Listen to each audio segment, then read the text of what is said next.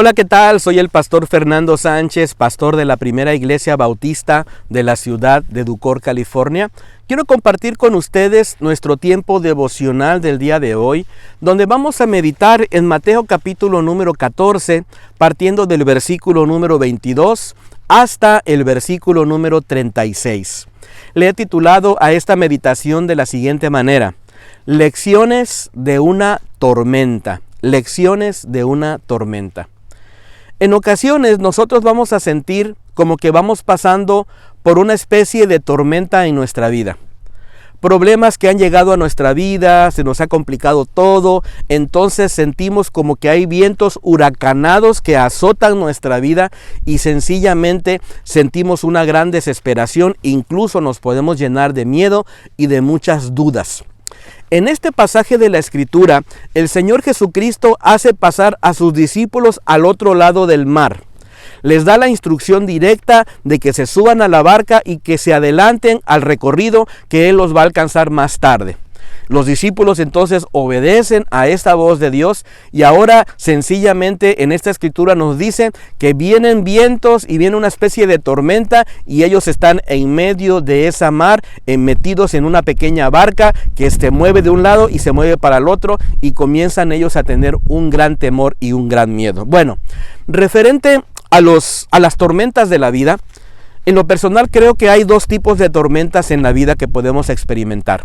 La primera son las tormentas de tipo correctivo.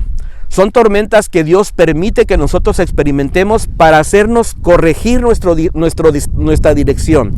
Es decir, nosotros íbamos por una cierta dirección equivocada, entonces Dios manda una tormenta, Dios manda un problema, manda una situación para que nosotros reconsideremos la situación y cambiemos nuestro destino, nuestro rumbo y nos acerquemos hacia Él. Por ejemplo, cuando vamos a la Escritura encontramos la historia del profeta Jonás. ¿Recuerdas? El profeta Jonás recibe de parte de Dios una instrucción de ir a predicar la palabra del Señor a Nínive, una ciudad. Pero sencillamente él dice: yo no quiero ir a Nínive, y desobedece la voz de Dios. ¿Qué hace Jonás? Bueno, compra un boleto en el puerto más cercano y se va al otro lado, a la ciudad de Tarsis. En medio de esa travesía en el barco donde van, Dios manda una tormenta. ¿Qué tipo de tormenta? Una tormenta de corrección. ¿Qué ocurre? Al final de cuentas, se mira al profeta cómo lo mandan, lo echan al agua, lo echan al mar, y ahí está casi ahogándose cuando viene un gran pez, ¿verdad? Y lo toma y lo traga, y está tres días en ese vientre del pez. Ahora, en ese momento, Dios trabaja en el corazón de Jonás y hace incluso que el gran pez vaya y lo vomite a la orilla de la ciudad de Nínive. ¿Qué tipo de tormenta fue esta? Fue una tormenta de tipo correctivo, porque Jonás estaba desobedeciendo y entonces Dios lo hizo obedecer. Muchas veces Dios nos manda ese tipo de tormentas, pero en este pasaje del Evangelio, sencillamente la tormenta que van a experimentar los discípulos no es una tormenta de tipo correctivo, sino más bien es una tormenta que perfecciona, una tormenta que nos perfecciona. Y entonces yo aprendo por lo menos 3 cosas de cuando tú y yo vamos a pasar por tormentas que nos van a perfeccionar, ¿verdad? Porque obviamente no estamos desobedeciendo, obviamente hemos obedecido a la voz de Dios. Sin embargo, Dios permite que pasemos por cierto proceso doloroso. Número uno, Dios se acerca en mi momento de desesperación. Dios se me acerca en el momento de mi mayor desesperación. Dios se acerca a tu vida precisamente en el momento donde tú te sientes más desesperado. Fíjate lo que dice el versículo número 24. Ya la barca estaba en medio del mar. ¿Dónde estaba la barca? Ya a la mitad del mar. Dice, azotada por las olas, porque el viento era contrario. Allí estaban los discípulos en medio del mar a la hora de la madrugada, la 4ª vigilia de la noche. Dice la Escritura, pero a la 4ª vigilia de la noche, Jesús fue a ellos andando sobre el mar. El Señor se acerca precisamente en ese momento de gran crisis, en su momento de mayor desesperación, Él se acerca allí. Fíjate lo que sigue diciendo la Escritura. Los discípulos, viéndolo andar sobre el mar, se turbaron diciendo, ¡un fantasma!, y gritaron de miedo. Sabe, en medio de nuestras tribulaciones nos podemos llenar de miedo, de temor, de muchas incertidumbres en la vida. Pero lo cierto es que Dios se acerca a nosotros en ese momento de mayor desesperación y lo hace para ayudarnos. La segunda cosa que yo aprendo de esta meditación es la siguiente. Dios entonces me da una palabra de esperanza. Dios nos da una palabra de esperanza. Versículo número 27. Pero enseguida Jesús les habló, diciendo: tened ánimo, soy yo, no temáis. Entonces, en medio de la situación, el Señor viene y les da dos palabras específicas. Les dice: tengan ánimo. Y les dice: no tengan miedo. ¿Sabe qué es lo primero que nosotros perdemos cuando estamos pasando por problemas en la vida? Problemas difíciles. Sencillamente se nos va el ánimo. Nos desanimamos, nos desalentamos, ya no queremos reintentarlo, ya no queremos reconstruir nuestra vida, ya no queremos tratar de ayudarnos en nuestro matrimonio para poder evaluar y salir adelante en medio de la situación. Perdemos la fe, perdemos la esperanza y al final de cuentas nos sentimos completamente desalentados.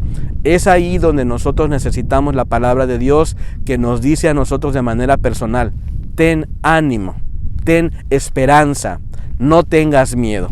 Una palabra personal. Y la tercera y última cosa que yo puedo aprender es la siguiente: las tormentas avivan nuestra fe y nuestra relación con Dios. Así es, la tormenta al final de cuentas nos va a ayudar a avivar nuestra fe y también nuestra relación con Dios.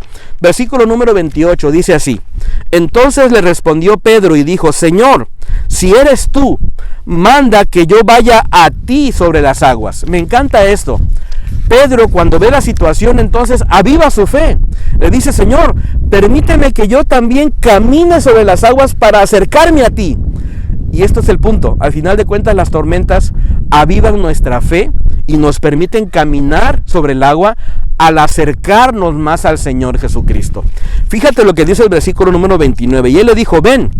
Y descendiendo Pedro de la barca, andaba sobre las aguas para ir a Jesús. Pero al ver el fuerte viento, tuvo miedo y comenzó a hundirse. Entonces gritó: Señor, sálvame. En este proceso de fe, muchas veces nosotros, al desenfocarnos de Dios, al poner nuestros ojos en otras circunstancias, al poner nuestros ojos en los fuertes vientos de los problemas, sencillamente dejamos de ver a Jesús y entonces nos comenzamos a hundir.